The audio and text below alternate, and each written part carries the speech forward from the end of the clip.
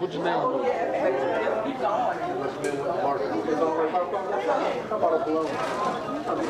name? Don't play in the public, because I get bad with the public. I lost my PowerPoint, but that's okay. We're going to talk today about abuse, neglect, and exploitation. We're going to talk about risk management and about reporting. We all know that, of course, it's against the regulations to abuse our patients, neglect our patients, or exploit them. What's the definition of exploitation? What does it mean to exploit our patients? Using them for our benefit. Stealing from them. Stealing from them, essentially. That's what exploitation is. Abuse is pretty straightforward, right? What's abuse? Hitting. It can be verbal. It can be emotional, right? Well, that's the next one, is neglect. Yeah, verbal, emotional. It doesn't have to be ignoring them, right? So neglect. What is neglect?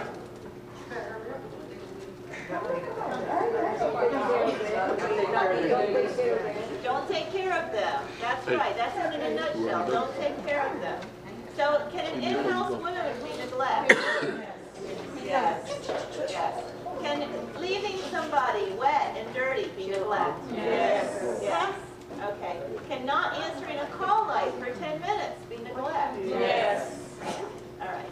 So the regulation stage there. So we're going to go through the 5 whys. What is the 5 whys? The 5 whys is what we ask all the time, right, about our systems. So we're going to go through the 5 whys of risk management and reporting. So abuse, neglect, and exploitation. The reporting requirement for the state is that if you see it occurring, or if there's suspicion of, if there's an allegation of. So if there's an allegation of abuse, neglect, or exploitation, do we report first or do we investigate first? We report first. We always report first. Why do we report first? Because we don't want to think we don't want the state to think that we're covering something up. That's what the regulation is we report first. Who do we report it to? Risk manager. From the song? Who do you call? Risk manager. All right, the risk manager. Who is the risk manager? The director of nursing, yes. And the abuse coordinator is Donna. So either one of those will do. Or you can call me, always. You can call one of us 3. How much time do we have to report an allegation of abuse or neglect or exploitation? 20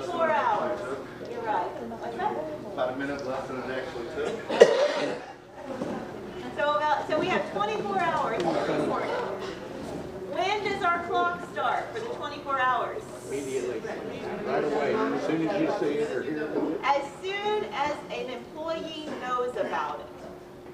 So, wife comes in, finds husband wet and dirty, and says, "You are neglecting my husband." She comes out and she tells Twyla, who's passing out clothes. That's when our clock starts. It's when she tells Twyla. No matter who she tells, she doesn't have to tell one of us, me or a nurse or she can tell a housekeeper, she can tell Kenny, she can tell Vic, she can tell anybody.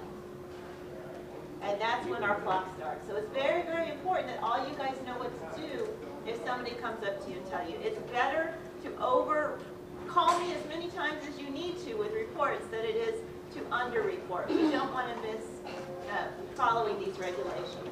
There have been nursing homes in the state of Florida that have been shut down because they did not follow these regulations.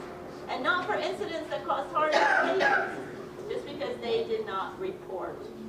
So we don't want that to happen, and we want to be sure. Then after the reporting comes the investigation portion. So now, let's go back to the risk manager. Where do you find the phone numbers for the risk manager? For Alice and Donna and myself. Go ahead. Tell me, Kay. Yeah, they're on the back bulletin board. You're exactly right. Where else are they? There's a great big poster right near the therapy room. For all you therapists are going, I don't know. It's right there, and right near the therapy room. There's a great big poster, and it gives all our information. And of course, my phone number, my cell phone number is on all my cards. You can find it on every single one of my business cards.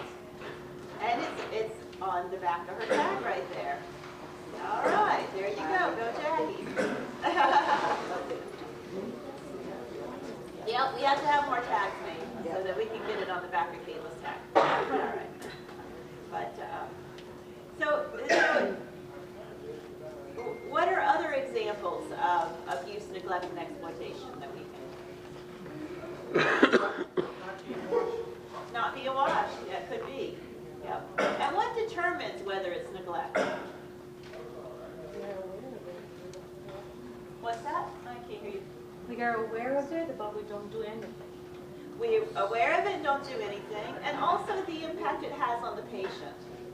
So if it's an emotional, big deal, very, it affects them in multiple levels, then it's a big deal. Or if it causes harm, of course, that could, because being left dirty can cause skin breakdown, could lead to infection, could lead to a lot of things. We don't want that to occur. Okay, so now we've got an abuse allegation, an allegation of abuse. And we've done our duty, we've called it in, and now we have to do the investigation. So what is the first step that the state requires us to do?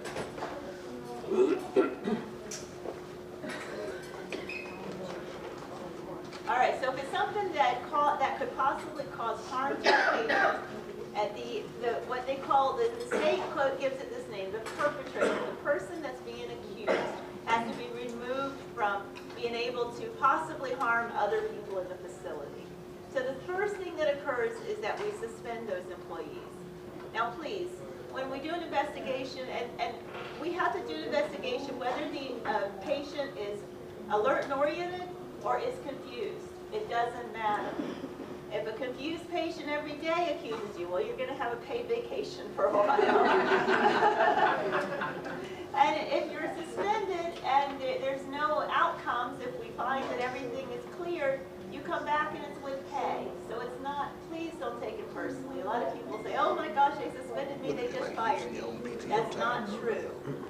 That is the policy, that's the process of the state. We have to suspend the employees that are being accused and bring them away from the possibility of harming the other residents. And this all comes from way back history in nursing homes. It doesn't happen anymore in nursing homes, thank goodness, but it's way back history in nursing homes. And it's well earned, unfortunately. So now, the government didn't feel like doing this ourselves, so now we follow very strict rules. Second thing that happens is we interview, ask lots and lots and lots of questions, and then we ask for your written statement. Again, don't take this personally. It's a requirement. I was just finishing up some, for Donna, some investigations, and I had a number of folks, kind of heard that, well, why do you want my statement? I didn't do anything wrong. Well, it's true, but that's why I want your statement. Because it helps us to document that you didn't do anything wrong. And we have to talk to everybody. So anybody has anything that has anything to do with it. Any questions so far about abuse, neglect, and exploitation, even allegations? So if that very confused patient, if Lydia over there tells us that, some man came in her room and hit her, we have to take that seriously, right? Then we have to do an investigation. We have to try and find this man. We have to look for bruises. We have to get statements. We're going to have to look at everything. So it's a serious matter. So who do we call for an allegation? All right. Good job. Okay, so has everybody written their name on their balloon? Okay, everybody get a balloon? Pass out some balloons. Oh, here. I didn't know the pack of balloons here.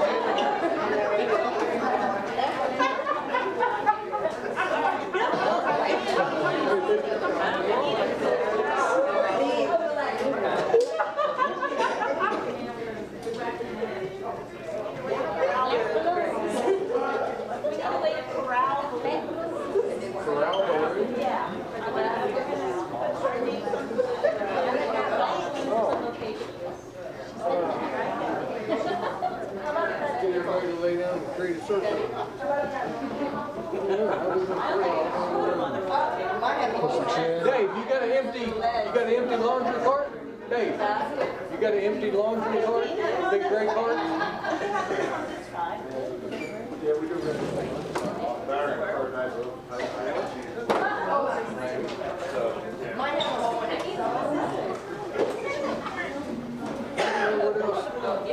I know we got laundry carts. Kind of corral them in here. We're need opening for the balloons inside of our corral.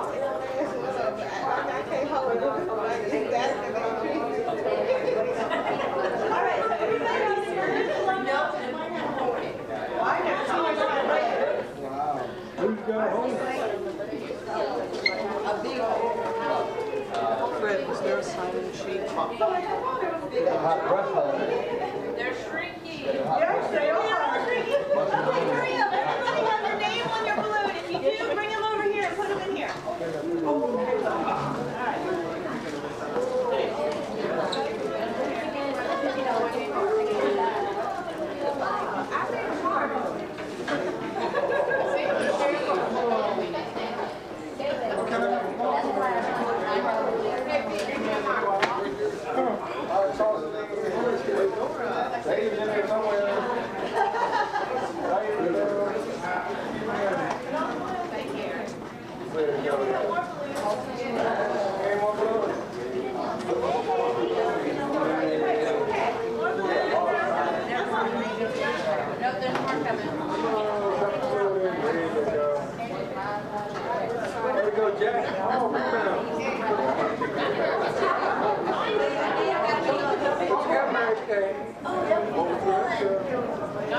Way to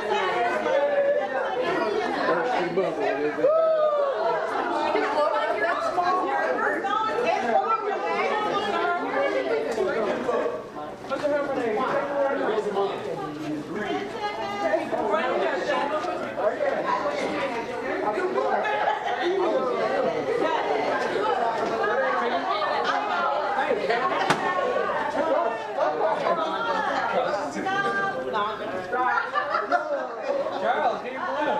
We got balloons still. Okay. Another yellow one. Who's balloon pop? Bye. Here,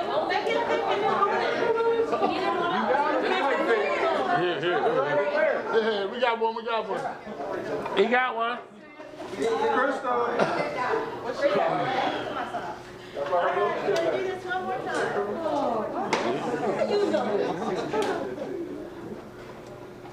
Okay, so come on, David. Whose balloons are those? All right, everybody bring your balloons back.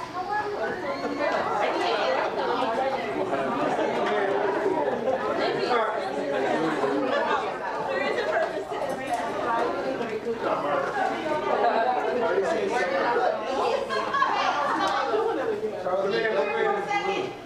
Debbie wants you. Yeah. Sorry.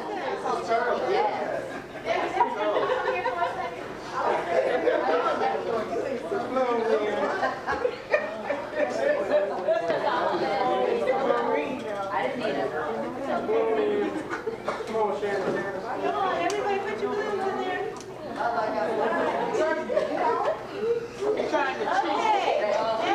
now we have new directions, new instructions. I want everybody to pick up a balloon at random and hand it to the person it belongs to. Let's see how long that is. We did 52 minutes last time. Ready? Set, go. Oh, Jesus. No,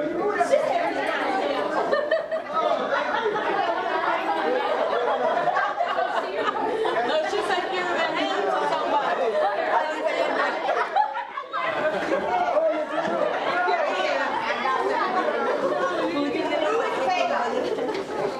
Check in.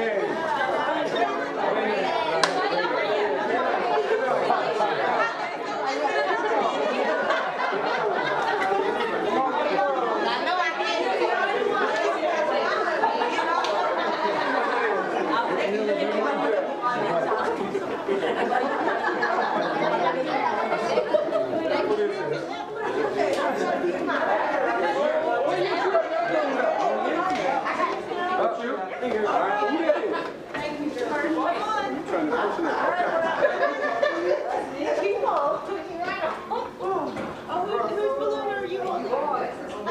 Where is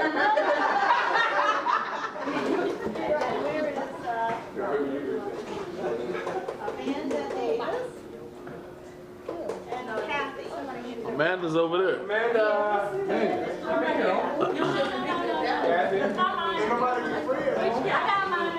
I didn't have one.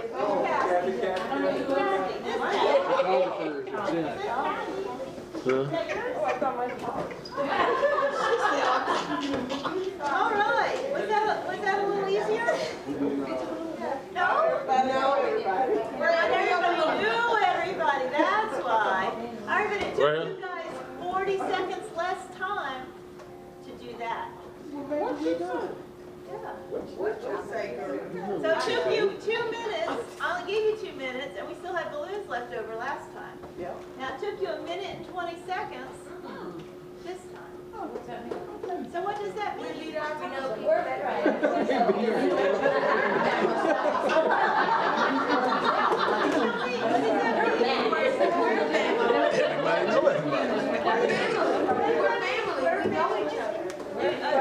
know each other.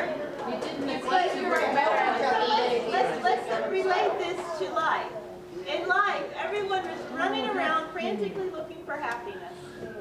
All around not knowing where it is, right? Our happiness lies in the happiness of other people. Give them their happiness and you will get your own. Oh.